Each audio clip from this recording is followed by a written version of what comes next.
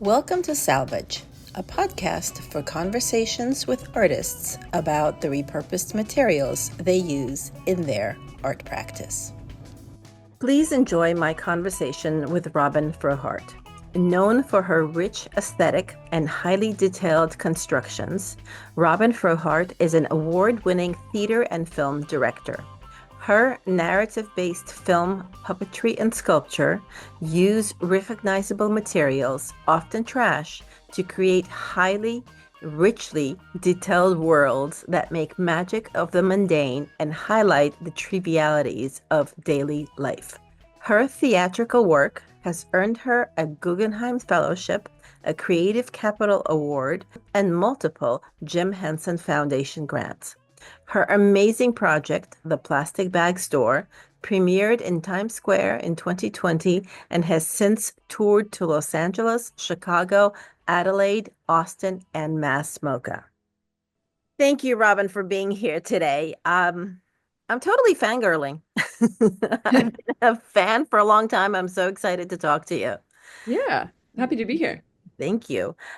Well, if you don't mind, if I could start from your beginning. Were you an artist as a kid? I was always creative. I think I started more as a performer, thinking that I would be on That Saturday totally Night makes Live sense. or something. Yeah. I was really into acting and comedy and but I wasn't really much of a maker until probably my, mid-20s. Yeah. Oh, okay. Yeah. So what did you go to school for? I changed my major in school to art without really even having a lot of experience in that. Oh, I just sort of had started experimenting with making things and kind of was like, oh, this is sort of the direction I want to go in. So, I some of my first art experiences were actually just in school. Yeah, oh, art that's school. very cool. Yeah. And what kind of art did you make in school? I studied painting, Hmm. but I really I took had to take all kinds of, 3D design and all kinds of other kinds of classes. But I really loved painting. I just kind of never really knew after school like what to paint. Yeah. But I loved the process and I loved the materials. And I still enjoy painting things, it's still one of Hmm. my favorite parts of my process. Yeah. Yeah. Painting is fun. I recently had a chance to paint a few things and it was a lovely break from what I usually do. Yeah. I really thoroughly enjoyed that. Yeah. I like the being able to sit in one place and just use one tool. So much of else of what I do involves so many different kinds of materials and building and it's not quite as just an isolated kind of Yeah, practice. Yeah. it's quite involved. Yes, it's really quite amazing. Was it in school? Did you discover your love for puppetry and all things Yeah, sort of. well, you had performance, but Yeah. putting together plays and things like At the time after school after I left school I went to I moved to San Francisco and I worked at this really eccentric bar that was like a venue for odd and unlikely entertainment. So the that. rule was no bands, no DJs, but anything else. So Oh, that was cool. both like circus stuff and burlesque and weird one-man shows and comedy and puppet shows. And I saw a puppet performance that came through there um, by a company called Jawbone Puppet Theater, and they were from Seattle, and they did a whole Charles Bukowski story about necrophilia, but it was all done in puppets. And I just was like, oh my gosh, this is so cool. It was like a living painting, Yeah, and I started to kind of go into puppetry then. And what appealed to me about it was just sort of, it was like all of the art practices at once. So, to like make these puppet performances, I had to write something, I had to sculpt something, I had to paint something, I had to perform something. So I really liked that it was kind of the amalgamation of all of the different practices I was interested in. that is very, very cool. Yeah, I guess even without puppetry, theater would be that, and Yeah, film to some extent as yeah, well. for sure, for sure. Yeah. I Yeah. I only worked in theater for a very short time, but I spent about a decade in film doing wardrobe and television, so I Oh, have yeah. an idea of how it Yeah. all works. Yeah. Yeah. Yeah. Well, that's wonderful. Did you then just start writing plays or like what how did you get into this? Because I saw that you have a play that I think was written in 2013 Yeah, or the something like pigeoning, that. that was another That's puppet performance. Yeah. I in San Francisco, just with like a group of friends, we put together a small puppet troupe and we would write our own shows and make our own stuff and perform them, just around. We would do perform on the street or at parties or events, not necessarily in a professional context, but mhm, but for yeah, and fun. so yeah, and then when I moved to New York, I wanted to continue to do that, and you know, I started to concept the pigeoning there, and um I worked for other artists who were, other visual artists and other theater artists too, just like for work, to help make things, and learned a lot of skills along the way. And then as a while I was like slowly chipping away and developing this full-length piece, The Pigeoning, which was like my first full-length play that was all puppetry. Yeah. Wow. Is it a film as well, or it was just a because I saw the trailer for it. Yeah, unfortunately not. I wish it was because Oh. I would love to like share it with people, but you know, it's all in a box in my basement right now. Oh. No, we premiered that in 2013 at Here Art Center in New York, and then we toured it around quite a bit, and we've took it to several different theaters and colleges in the United States. We also took it to Germany and Singapore and Cairo, and I'm sure I'm forgetting somewhere else, but we That's got to we amazing. got to travel it around for a while, which was really, really fun. Oh. So I'm assuming you have like your troupe of go-to puppet masters and Yeah, also definitely. magicians. But when I made the pigeoning, I kind of put together a team of people who were in the puppet world, and we all really bonded and became a tight-knit group. And then I used those same puppeteers when I developed the plastic bag store as well. So cool. So of course, the plastic bag store is when I really discovered your work. And I was very, very upset at myself for not getting a chance to see it in Times Square. Yeah. But I made the last ditch effort to go see it at Mass MOCA. Oh, wonderful. And my daughter and I made it there for, I think it was the second to the last weekend. It's so hard. Sometimes life gets in the way to I schedule things. know. So Yeah. we drove all the way up there and we were 10 minutes late. Oh Oh, my no. heart dropped. I was like, oh my God, I can't believe this. Because this is, 2 hour drive, 2+ hour Yeah. drive. And I was so upset. But I begged the guy downstairs Yeah. to let us Yeah. in, and they Yeah. did. They Oh, snuck good. us in on the side. Thank God. I would So have been we missed, furious. yeah, we missed just a few those few 10 minutes, but Yeah, it was yeah. just, I'm so glad that I made that effort and saw it. It was really quite incredible. Thank you. Is it scheduled to be anywhere else in the near future? We're in conversations about that. It will definitely have a future, but nothing I can announce at the moment. Got Yeah. it. Got it. Okay. Well, okay. So I have so many questions about Yeah. the plastic bag store. First, when did you become aware of the plastic pollution problem? Yeah, I mean, I think I've always been very environmentally conscious, but I Okay. think sort of like, in the 2010s it started to really, I think a lot of the messaging in general in the world became stronger about that. I feel Yeah. like the public started to be more aware of that because I feel like everyone was sort of under this illusion that we had recycling and that a problem solved. But I think there were some, really strong studies and images and the whole, discovery of the garbage patch in the Yeah. Pacific. I think that kind of came into public consciousness, and sort of learning about that around then is when I really started to think about it. And then just sort of got the idea for the plastic bag store, being at the grocery store and seeing someone double and triple bag all my groceries that were already bags inside of boxes inside of bags, and um, just sort of being struck by the ridiculousness of it. Hmm. And then um, being like, oh, well, why don't I just make it more ridiculous? Like, what if there was a grocery store that only sold packaging? And so that's sort of where the concept came out of. I love that. But Yeah. you, from the beginning, seem to be using easily, shall we say, easily accessible recyclable materials like cardboard. Yeah, That yeah. from I the very worked. start?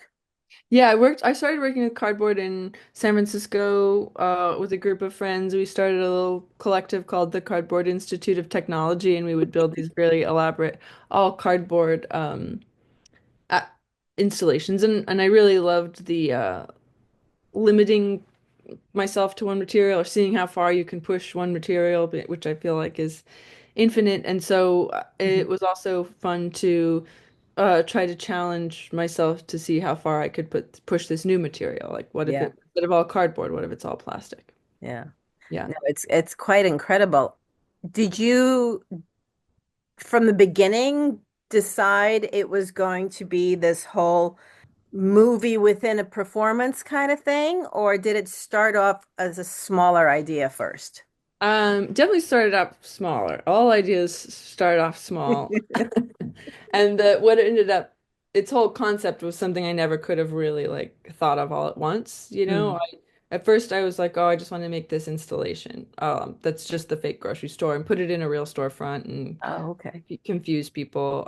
But then I sort of, was reading that all the plastic that's ever been created still exists in some form. Sure, it breaks down into smaller particles, but it doesn't get eaten by anything. So I sort of was like, oh wow, like a straw that I used in a Happy Meal as a child is like still in the world somewhere. Mhm. And that was like a kind of different mind expanding way to think about it.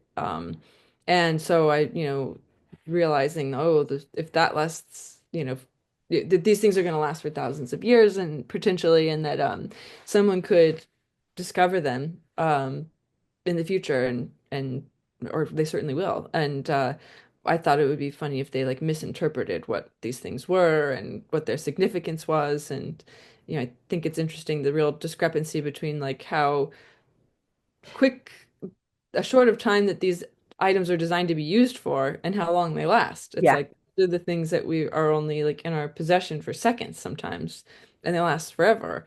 Um, and I just thought that was like a really interesting concept. And so originally, so I was like, oh, trying to imagine who would be this person in the future that discovered this stuff and how might they misinterpret it, and that's sort of where the story began. mm, Um, and then I knew that I wanted it to be like I wanted the store to transform into this immersive performance. And then it took, quite a long time to kind of figure out exactly how that worked. right. Originally, I had designed it to be all live, all of the puppetry that you see in the film. Oh, We developed it that way, and we were actually supposed to open that version in Times Square.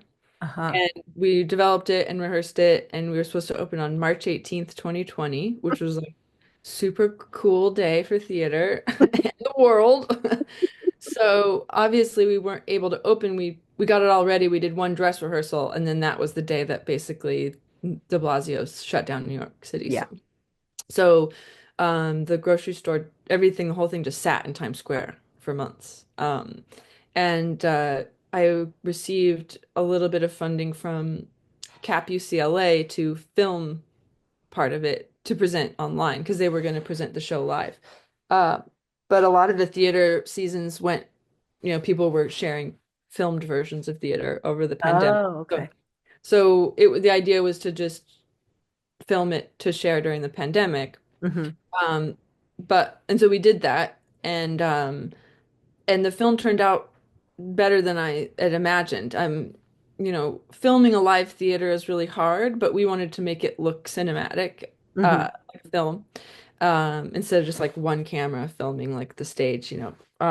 So we shot it and it turned out really beautiful. And then we had this opportunity with the plastic bag store still in Times Square in the fall of 2020, we were allowed to reopen, but because of limited capacity sizes because of COVID, we did the math and it was like if we did the live version with the full cast, we could have an audience of about 6 people. Oh, And And if because it was a small space, and so and if but if we used the films instead, we could have like 15 people be Hmm. cast or audience. So which is still small, but Yeah.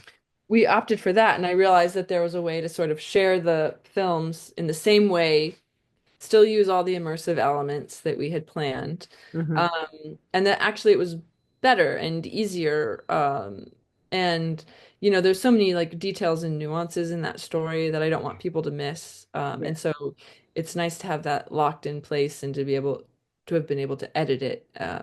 So I never really imagined it to be a film thing, but it actually has Hmm. made it more uh it's made it better in so many ways, in mostly in the way that we can just do it multiple times a day. Like I think we did like 350 performances or something at Mass MoCA during our run, and that just never would have been possible with a whole live cast. Right. It Right. would have been just too expensive and too complicated, and so it was ultimately a boon, that it Yeah. turned out that way. That's very cool.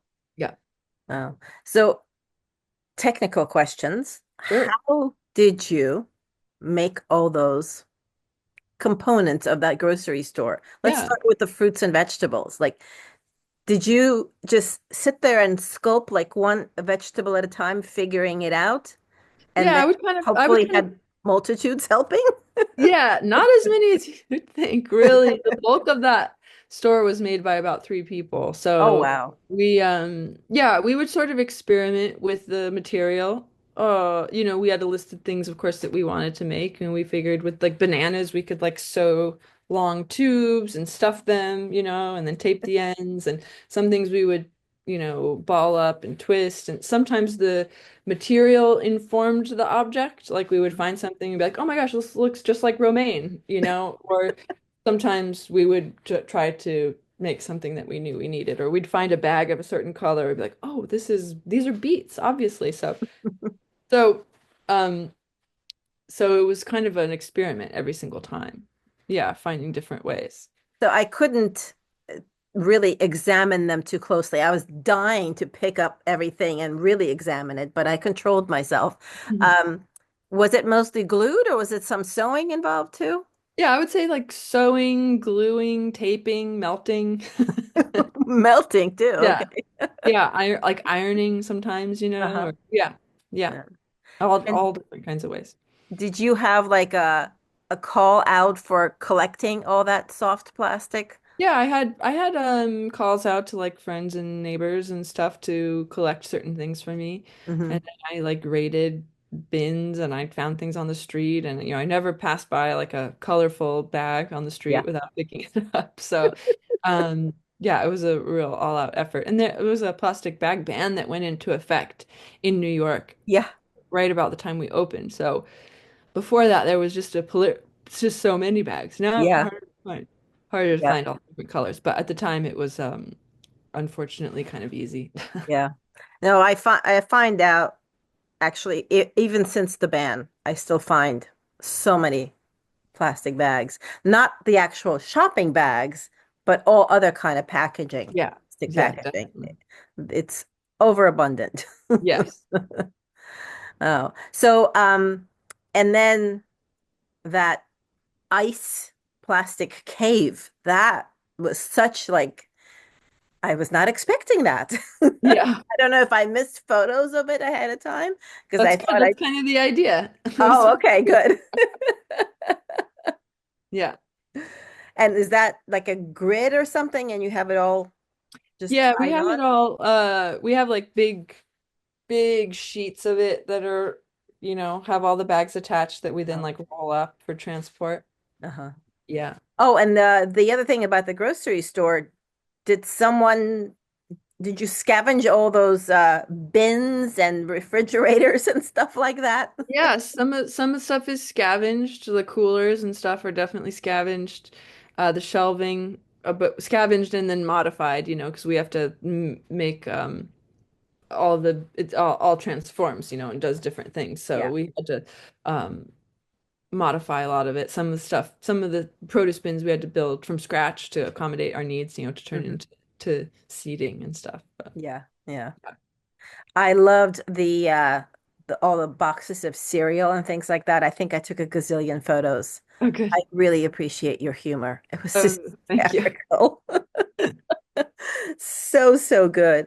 What about your dumpster monster? Yeah, Did I that made come before the that came plastic? before, yeah. There's a scene in The Pigeoning, the first play where the main character Frank like sort of despises filth and disorder, Hmm. and he has a nightmare and all kinds of crazy stuff happen in the nightmare, but one thing is that this New York City trash can that's overfull like inflates into this monster. And so I'd made this small one, and then I was like, oh, I want to make like a dumpster size one. So that's kind of where that came from. Yeah. Okay. Well, Yeah. I built quite the dumpster from scratch because I was going to try to get a dumpster, and then I was like, wait, dumpsters are very heavy. yeah. So I did build something that was modular, so that I can like pack it up and store it and all that. So is Yeah. it wood? I originally made it out of wood, and then I remade it out of foam, Oh. because I needed to pack it in a crate and ship it. Ah, makes Yeah, sense. Makes sense. yeah. And is that monster seen anywhere? He travels with us. He's with the plastic bag store, and for some events when we took we'll put it on the street and do performances with it. Oh, okay. Band with yeah, No, that was great. And the little roaches on the sticks. Oh my yeah, God. yeah. I loved it.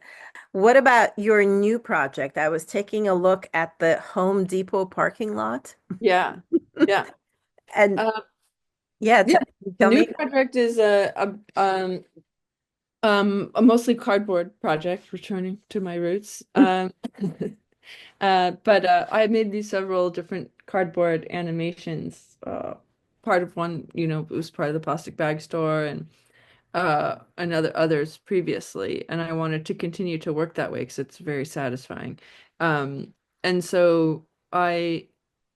uh, so the Home Depot parking lot is that, but I'm going to be um kind of creating it on stage. So I Oh, will have all of the sets and puppets and scenery on stage with cameras. So we'll be like creating, moving the scenes around and activating this world while filming it, and then live feeding the filming kind of above us. So oh, wow. you'll see sort of the process and the final product all at the same time. Oh, that With, sounds so yeah, cool. with live music and stuff. And it's kind of carrying on in a similar vein that I've been working in, with environmental catastrophe and um, consumerism. And this is a piece that's inspired by my childhood. I grew up in Colorado Springs, Colorado, which is a um, like so many towns just overrun with these big box stores and kind of vapid, empty shopping center Mhm. spaces that are just sort of transforming the country. Um, and so it's kind of an exploration of that and what it's like to be a natural creature in these environments, and how does the built world and the natural world, like, are they the same? Like, is the man-made world and the natural world the same thing, or are we separate? Or just sort of like re-examining our kind of like connection to nature, kind of Yeah. through the lens of this like shopping center parking lot. Mm. I can't wait to see it. I was watching the trailer and there was a portion of a phrase that you said that really struck me, that you feel embarrassed to be in a forest. Yeah, I don't know if that's like something I've said before, and I don't know exactly how to explain that feeling, but I think sometimes I felt growing up like that I came from nowhere because I didn't have a culture, like my whole town is just chain stores. And so I felt like that was like a personal failing of Oh, mine. Yeah, and it's just that feeling of, yeah, of like, what's it? Yeah, of like, we feel really disconnected from ourselves as natural creatures. We're just more like most valued customers. yeah. And that can feel really chintzy. in next to the grandeur of a forest. Yeah, I can understand that. Yeah. Yeah. I love being out in the forest, but yeah, do I fit in there with Yeah. all my clothes Like, and my big boots? yeah, and like you feel worthy or something. I don't know. There a lot of the things in the show are going to kind of be in that vein that they're Mhm. like not really like very specific thoughts, but maybe they trigger some sort of like amorphous feelings or thoughts that we are having, without putting too fine a point on it or having a specific point of view or answer. They're just kind of more like speculations or Yeah. musings. Yeah. Yeah, things to ponder. Hmm. Yeah. So I do have a question that I don't know that there's an answer to, but I'd love for you to try. Um, so as an artist in this day and age, in everything that's going on in this country and in this world with really the climate crisis upon us, Yeah. what do you think is a role of an artist in all of this? Yeah, I think it's to sort of, I mean, I wish there was like a less cheesy way to say this, but like statistics and facts and figures and uh of what is happening can, that's sort of like is for your brain. That's how to reach people's brains, but I don't think you change anything until you kind of reach like hearts and souls or something. So Mm, there has to be a different way in, like because obviously we aren't like people who operate logically because we know the damage that we're causing and we're still doing it. yeah. So we can't appeal to just like the math, that Hmm. we have to sort of get at the heart of it, I think, to for people to like understand what's at stake or what is lost or um and I think that also the at least for me, I mean, I definitely use humor as a coping mechanism. A lot of like the plastic pollution statistics and are just too overwhelming. It's just Yeah, like horrifying. it's too dark. And so I feel like if there's a way that we can kind of like use humor or instead of just like presenting people with like terrifying images, just more like invite them into this like the plastic bag store is like this kind of weird, surreal, kind of humorous space, that you're more willing to like sit in that longer instead of just like swiping past something you don't want to see or deal with. Like, I can't. Yeah. There's something that's engaging, then maybe people like sit with it longer and it has a deeper impact or yeah. Mm.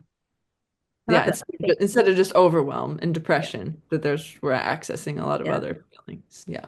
Yeah. No, I think even someone like me who studies this stuff, makes art from this stuff, and understands the whole idea behind it, even, I will quickly, do the doom scrolling and, fall down a rabbit hole of Yeah. being completely depressed and upset about it. So, Yeah.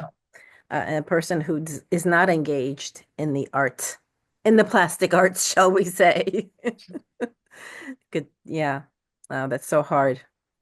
I so hope that there's a solution for this all. I loved your presentation that you did for Beyond Plastics. Mm. That was great.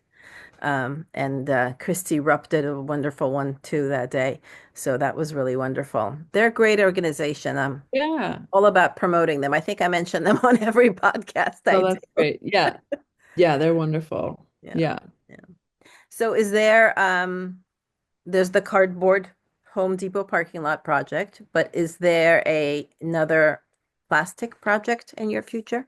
Um, I don't know. I don't want to say yes or no, but I mean, I certainly like am looking for, I certainly I like to mix things up. Um, and it's kind of nice to not be like, I mean, this is a problem I often have where uh it's nice not to be surrounded by this thing that I despise. You know? Uh yeah, it's like, oh, I hate plastic bags, and now I own more plastic bags than anyone I know. So I would like to get out of the plastic collection business. Um, and but yeah, I think as an artist, I'm always gonna want to do something different, I think. But I think there's a through line through all the work, honestly. That's all kind of connected. Yeah, I think that's pretty clear. Yeah. Yeah, one of the comments I often face is, especially, when people hear about the plastic bags being outlawed in New York and all these restrictions, and they're like, "Oh, you're going to run out of material soon. What are you going to do next?" Yeah. Yeah. I'll be so happy to run out of Yeah, this no, it'd be great. material. It'd be so cool if it was obsolete. Yeah, Yeah, I just I'll don't come think up with it. something else. I'm not Yeah, worried. yeah, yeah. Don't keep making it on my behalf. Yeah, Right. I'm good. Yeah, Wow. Where do you store all of these sets and things? yeah. All of the plastic bag store is in a container in Connecticut. Sometimes it gets stored with other theatrical projects in larger storage units. Yeah, but fortunately not in my home anymore. Oh, good. Yeah, Yeah, I now have a studio outside the home, so yeah. and well, my studio is really tiny, so and there's storage now, but no more plastic gets stored in my home either anymore. It really adds up. The beginning of this project was, yeah, my studio was insane. I can just imagine your Yeah, bins and bins of multicolored plastics or yeah, divided by color, I assume. yeah, and having to like clean all of it and everything was a big, big undertaking. Yeah. And I just from me looking at all the plastic in the plastic bag store, it looks like it's all holding up pretty well. Well, that's what it's designed to do. Yeah, Yeah. yeah. Well, it'll last, but better, I think, in the museum than in the ground, I suppose. Yeah, no, that's where it will not last in the ground. Yeah. Yeah. I keep trying to figure out long-term outdoor installations, and Hmm. so far resin I think is the only way to go, but that's creating new plastic, so Yeah. it's a slippery slope. I don't know I what's know, the but it is metaphor a for that. challenge that I'm always kind of dealing with too, is like how there's waste in all kinds of making. I don't claim to be like a zero waste person, It's so very difficult. it's hard to know like what like is the message, the does the power of the message outweigh the stuff that the energy I had to use to create it, and it's like there's literally no way to gauge that. Um, Mm-mm. but like I kind of have no choice. I have to keep making stuff. I Hmm. do I don't have a backup plan. So is everything you make sort of theater film related, or do you make any wall art ever or sculptures that are just on their own, not Not part of something else? necessarily. I probably should. It sounds so much easier. No, I normally, my process is kind of slow, so kind of like a snowball. It just kind of like builds and builds and builds. And like the Home Depot idea, was just like a couple, like a 3-page essay that I wrote that could have just been an essay. But then it was going to be a cardboard short, and then it was going to be a feature length film, and now it's going to be a film and a play. And so I just like think that I just have to embrace that. Yeah, yeah. Where's your studio, if you don't mind me asking? I have a studio in New York City on like a live work situation that I've been in for about 16 years. I'm very Oh, blessed nice, to have nice. an affordable and large space in New York, which is like gold. Wow. How did you do that? Yeah, just timing. I mean, it was like I said, 16 years ago that I moved Yeah, in. So, yeah. yeah. Oh, that's awesome. Yeah. Well, I have to say that if you ever need an extra pair of hands, I would be happy to come out. Where are you based?